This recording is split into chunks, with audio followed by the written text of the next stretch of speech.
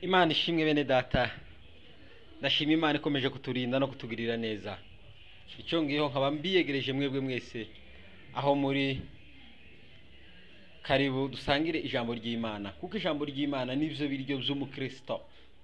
Igiteka ryose igihe uzabona utagikunda ijambo ry'Imana, iteka ryose igihe uzabona ijambo ry'Imana rikubihiye, icyo gihe uzamenye kuko wataye umurongo, utakiri mu murongo w'abana b'Imana. Kuko umukristo iteka ryose yishimira ijambo ry'Imana, kuko niryo hamba ryonyine riza ridukomeza muri uru rugendo rugana i Siyoni.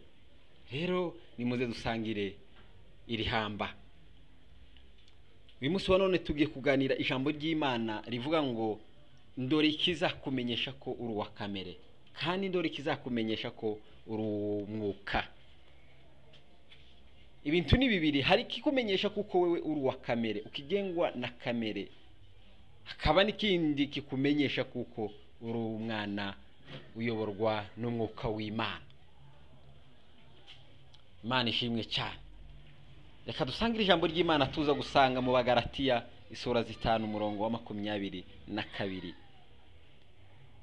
Haravuga ngo ariko rero imbuto z'umwuka ni urukundo, ibyishimo, amahoro, kwihangana, kugira neza, ingeso nziza, gukiranuka. Amen. Ngizo imbuto z'umwuka. Izi nizikugaragaza kuko uri umwana w'Imana. Nizikugaragaza kuko utakiri uwa kamere, kuko izizera abari mu bushake bw'Imana, zera abamaze gutandukana n'ubutware bwa kamere. Satani arashobora kubwiriza yego, arashobora kugira neza yego, akaguha amafaranga, akaguha ibyishimo, ariko ibyo byose ni iby'akanya gato. Satani arashobora guhanura, Satani arashobora gukora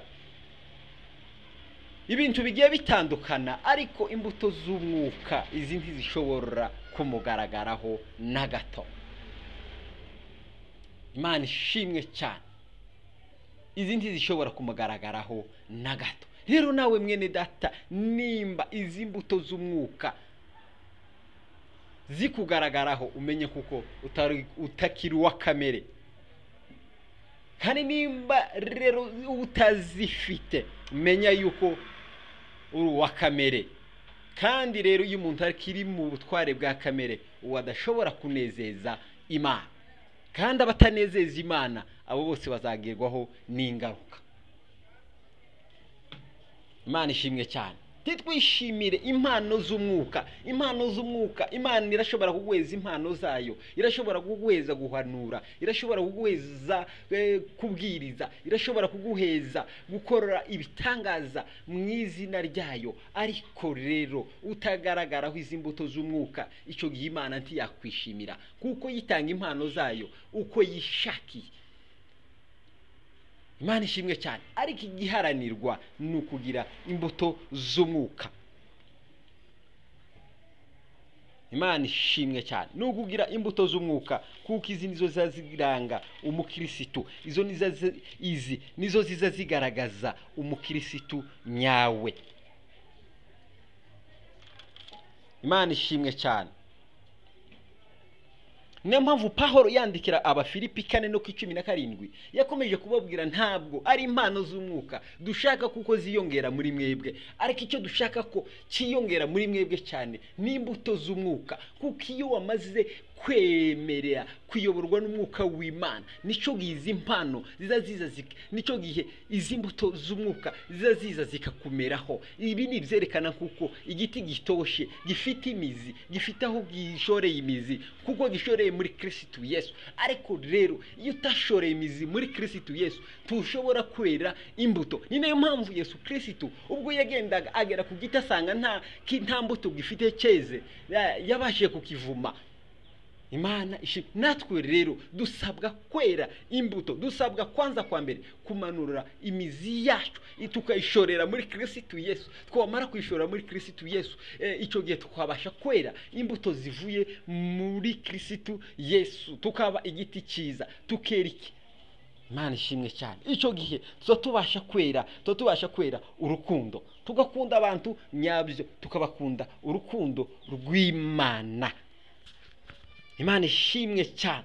Icyo ngiyo tukicarana ibyishimo, niko ijambo ry'Imana bivuga ngo nuko rero mwishime iteka, tukicarana ibyishimo by'Imana.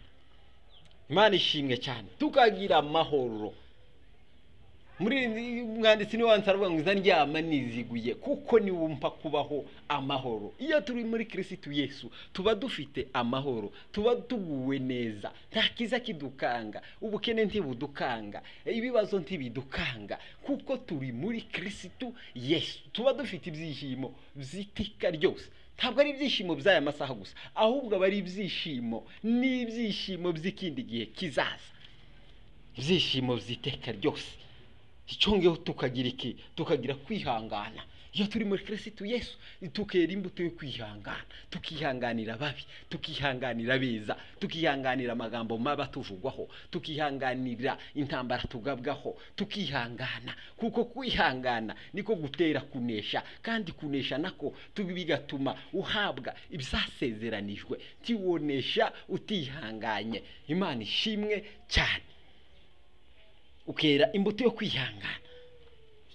Cyongeho ukera imbuto yo kugira neza, ukagira neza muri Kristo Yesu. Ineza idaherekejwe n'indi mitego, ineza idaherekejwe n'ibindi byifuzo, ineza nyaneza, ineza yo mu bumana, ineza itandukanye n'ineza y'abantu b'iki gihe.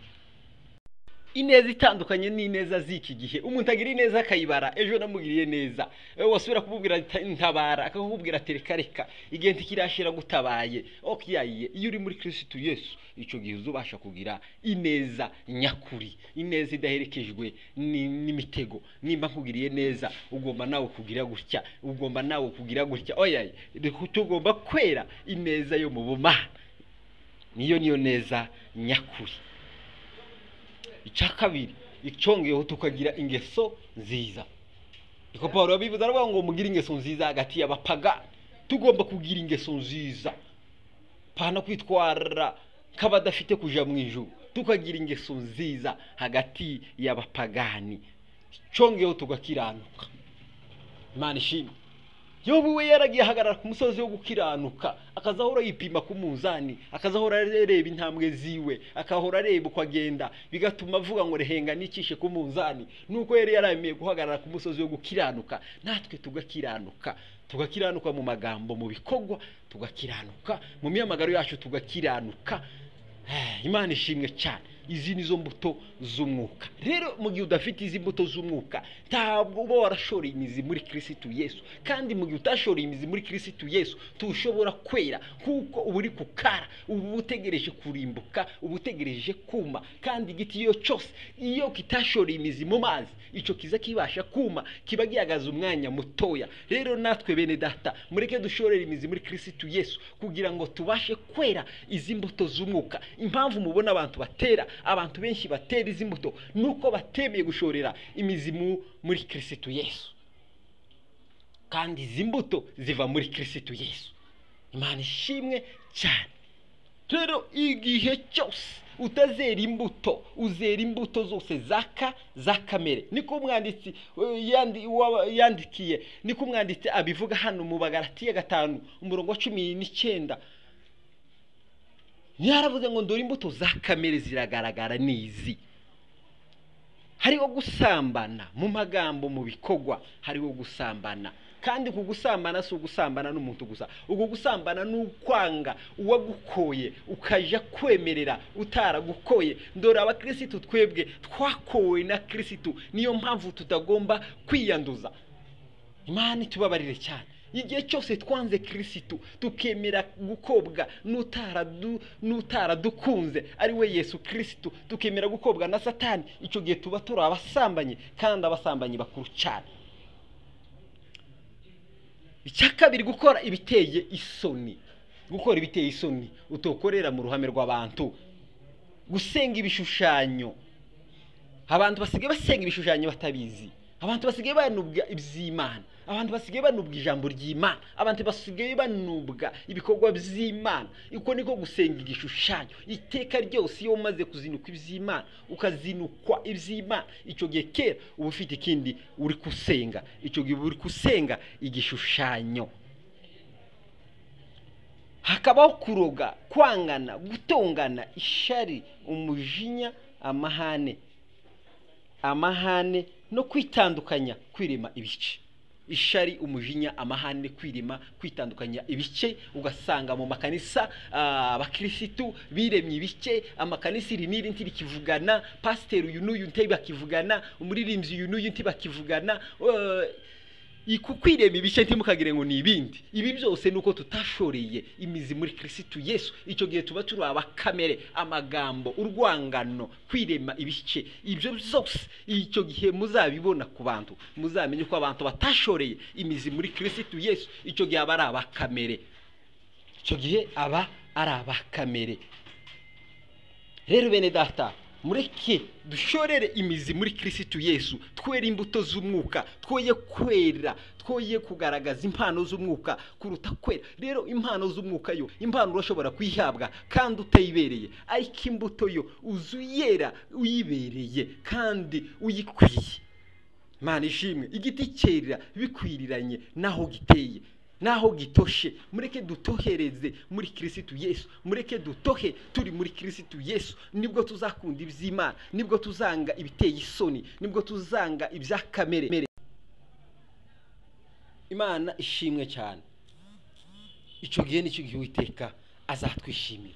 Erega bari mu butware bwa kamere, abo ntibashobora kunezeza Imana. Nubwo waririmba, nubwo wahanura, nubwo wasenga, nubwo wagira gute, ntiwashobora kunezeza Imana. Kiza gicu munezeza Imana nuko ushorera imizi muri Kristo Yesu. Warangizaga noneho icyo gihe ukera imbuto ziva ku Mana. Impamvu wera imbuto zitava ku Mana, imbuto z'amacakubiri, imbuto z'inzangano, imbuto z'urwango, umenye neza yuko ukiri Uruwakamere. Nubwo wowe usenga, nubwo wowe uririmba, nubwo wowe ugira gute, icyo gihe ukicera izo mbuto za kamere, icyo gihe Uruwakamere. Niyo mpamvu rero mbasaba uyu munsi wa none kumanura imizi yanyu, mukayimanura muri Kristo Yesu. Mwamara kwishyitsamo neza, mukavoma amazi y'ubugingo. Mwamara kuvoma ayo mazi, igiti cyanyu kikabasha gutoha, ubukristo bwanyu bugatoha, mukabasha kwera imbuto z'umwuka w'Imana. Mukera kugira neza, mukera kwihangana, mukera gukora imirimo myiza muri Kristo Yesu. Icyo gihe nicyo gihe Uwiteka